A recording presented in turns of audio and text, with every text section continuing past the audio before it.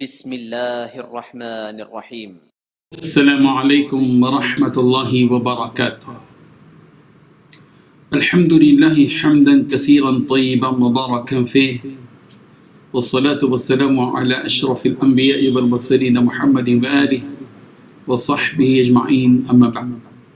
حاضرین و ناظرین، یہ درس نمبر 1141 ہے، اور آج سورہ بنی اسرائیل کی 2 آیتوں کی تلاوت اور تشریح کی جائے گی۔ آیت نمبر 86 اور 87، 86 and 87۔ چلیے سب سے پہلے ان 2 آیتوں کی تلاوت کرتے ہیں، لفظی ترجمے اور ترجمے کے بعد تشریح کرتے ہیں۔ اعوذ باللہ من الشیطان الرجیم، بسم اللہ الرحمن الرحیم۔ وَلَئِن شِئْنَا لَنَذْهَبَنَّ بِالَّذِي أَوْحَيْنَا إِلَيْكَ ثم لا تجد لك به علينا وكيلا إلا رحمة من ربك إن فضله كان عليك كبيرا صدق الله العظيم۔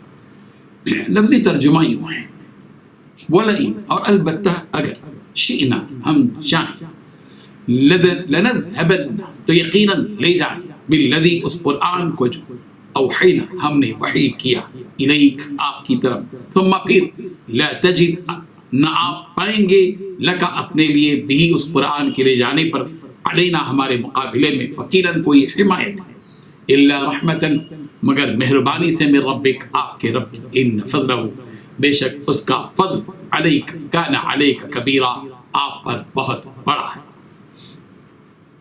ترجمہ یوں ہے، اور اگر ہم چاہیں تو جو کچھ وحی ہم نے تمہارے پاس بھیجی ہے وہ ساری واپس لے جانے، پھر تم اسے واپس لانے کے لیے ہمارے مقابلے میں کوئی مددگار بھی نہ پاؤ، لیکن یہ تو تمہارے رب کی طرف سے ایک رحمت ہے کہ وحی کا سلسلہ جاری ہے۔ حقیقت یہ ہے کہ تمہارے رب کی طرف سے تم پر جو فضل ہو رہا ہے وہ بڑا عظیم ہے۔ ان 2 آیتوں میں 4 باتیں بتلائی گئی ہیں۔ پہلی بات، اگر ہم چاہیں تو جو کچھ وحی ہم نے تمہارے پاس پیغمبر بھیجی ہے وہ ساری واپس لے لیں۔ دوسری بات، پھر تم اسے واپس لانے کے لیے ہمارے مقابلے کوئی مددگار بھی نہ پاؤ۔ تیسری بات، لیکن یہ تو تمہارے رب کی طرف سے ایک رحمت ہے کہ وحی کا سلسلہ جاری ہے۔ چوتھی بات، حقیقت یہ ہے کہ تمہارے رب کی طرف سے تم پر جو فضل ہو رہا ہے وہ بڑا عظیم ہے۔ بزرگان محترم، اللہ تعالیٰ اپنے معزز فرشتے سید الملائکہ حضرت جبرائیل امین کے ذریعے اپنے نبیوں اور رسولوں کی طرف وحی نازل فرماتے ہیں۔ اللہ تعالیٰ کی طرف سے انبیاء کرام علیہم السلام پر وحی کا اترنا ان کے حق میں اعزاز بھی ہے اور نعمت بھی۔ وحی کے سلسلے میں سورۃ النساء کی آیت نمبر 163 میں رسول رحمت صلی اللہ علیہ وسلم سے خطاب کرتے ہوئے اللہ تبارک و تعالیٰ نے یوں فرمایا، اِنَّا أَوْحَيْنَا إِلَيْكَ كَمَا أَوْحَيْنَا إِلَى نُوحٍ وَالنَّبِيِّينَ مِن بَعْدِهِ وَأَوْحَيْنَا إِلَى إِبْرَاهِيمَ وَإِسْمَاعِيلَ وَإِسْحَاقَ وَيَعْقُوبَ الْأَسْبَاطِ وعيسى وأيوب ويونس وهارون وسليمان وآتينا داود زبورا۔ جس کا ترجمہ یہ ہے کہ ہم نے آپ کی طرف پیغمبر وحی کی، جیسے کہ نوح کی طرف اور ان کے بعد جو نبی ہوئے ان کی طرف وحی کی، اور ہم نے ابراہیم اور اسماعیل اور اسحاق اور یعقوب اور ان کی اولاد کی طرف وحی کی، اور عیسیٰ اور ایوب اور یونس اور ہارون اور سلیمان کی طرف وحی کی، اور ہم نے داؤد کو زبور عطا کی۔ اس سے یہ معلوم ہوا کہ انبیاء کرام علیہ السلام پر وحی کا نزول ہوتا تھا۔ رسول رحمت صلی اللہ علیہ وسلم سے خطاب کرتے ہوئے سورہ آل عمران کی آیت نمبر 44 میں یہ بات کہی گئی، ذَلِكَ مِنْ أَنْبَاءِ الْغَيْبِ نُوحِيهِ إِلَيْكَ، یہ غیب کی خبروں میں سے ہے جسے ہم تمہاری طرف وحی سے پہنچاتے ہیں۔ قرآن مجید کے ذریعے وحی کے نزول کے سلسلے میں سورہ انعام کی آیت نمبر 19 میں واضح طور پر یہ بات موجود ہے، وَأُوحِيَ إِلَيَّ هَذَا الْقُرْآنُ لِأُنذِرَكُمْ بِهِ وَمَنْ بَلَغَ، کہ جس میں بات واضح کر دی گئی کہ میرے پاس یہ قرآن بطور وحی کے بھیجا گیا ہے تاکہ میں اس قرآن کے ذریعے سے تم کو اور جس کو یہ قرآن پہنچے ان سب کو ڈراؤں۔ اس کے بعد یہ حقیقت سمجھائی جا رہی ہے کہ جس رب ذوالجلال آسمان کی بلندیوں سے اے پیغمبر آپ پر وحی نازل کی ہے، وہ رب ذوالجلال اگر چاہے تو اسے سلب کر دے، اس کو واپس لے لے۔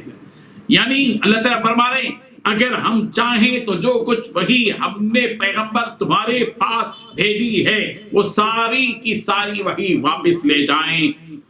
جس رب نے پورا قرآن آسمان سے زمین پر اتارا ہے وہی رب اگر چاہے تو پورا قرآن زمین سے آسمان تک لے چلے جائے۔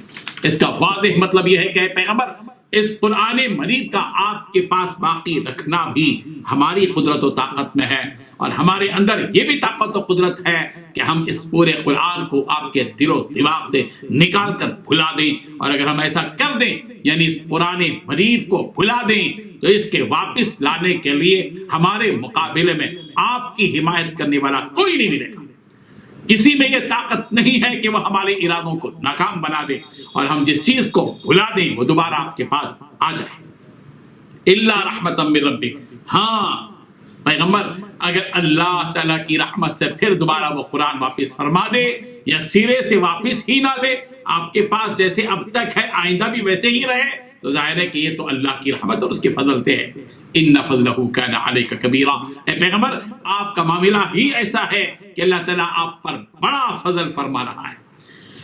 اللہ تعالیٰ نے رسول رحمت صلی اللہ علیہ وسلم پر اپنا یہ احسان جتایا ہے کہ ہم نے شفا اور رحمت والی آفاقی کتاب اور جو نصیحت نامہ اور ہدایت نامہ آپ پر نازل کیا ہے اس کو آپ کے پاس محفوظ اور باقی بھی رکھا ہے۔ یہ قرآن ہم نے صرف آپ کی حیات مبارکہ کی حد تک نہیں بلکہ یہ دنیا جہاں جب تک باقی رہے گی اس وقت تک آپ کے اس معجزے کو باقی رکھیں گے۔ یہ زندہ معجزہ قیامت تک قرآن مجید کے نام سے روئے زمین پر باقی اور محفوظ رہے گا۔ انا نحن نزلنا الذکر وانا له لحافظون، سورۃ الحجر آیت نمبر 9۔ ہم نے ہی اس نصیحت نامے کو نازل کیا ہے اور ہم ہی اس کی حفاظت کرنے والے ہیں۔ جس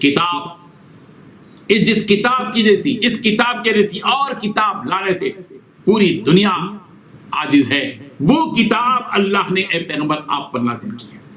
آپ پر اللہ کا بہت بڑا فضل ہوا ہے پیغمبر کہ اس نے آپ کو بشیر و نذیر بنا کر اس دنیا میں بھیجا، آپ پر قرآن نازل فرمایا، آپ کے سینے میں اس کتاب مقدس کو محفوظ رکھا اور مصاحف میں بھی محفوظ رکھا اور اس کتاب کی اتباع کرنے والوں کو اس دنیا میں زندہ رکھا، اور آپ کی اولاد کو اور آپ کو اولاد آدم کا سردار بنا دیا اور تمام نبیوں کا آخری نبی اور سید المرسلین بنا دیا اور آپ کو مقام محمود تک پہنچا دیا اور آپ کو شافع محشر بنا دیا۔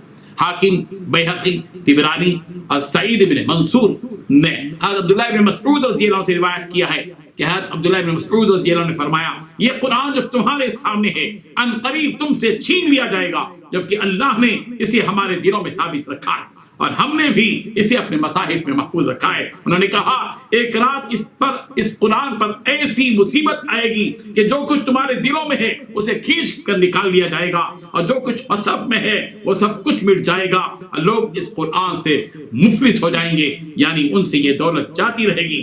پھر آپ رضی اللہ عنہ نے اس آیت کی تلاوت کی وَلَئِن شِئْنَا لَنَذْهَبَنَّ بِالَّذِي أَوْحَيْنَا إِلَيْكَ ثُمَّ لَا تَجِدُ لَكَ بِهِ عَلَيْنَا وَكِيلًا إِلَّا رَحْمَةً مِّن رَّبِّكَ إِنَّ فَضْلَهُ كَانَ عَلَيْكَ كَبِيرًا۔ اللہ تبارک و تعالیٰ اس مقدس کتاب، آفاقی کتاب قرآن مجید کی تقدیس، اس کی عظمت کو سمجھنے کی ہم سب کو توفیق عطا فرمائے۔ آمین۔ وآخر دعوانا ان الحمد للہ رب العالمین۔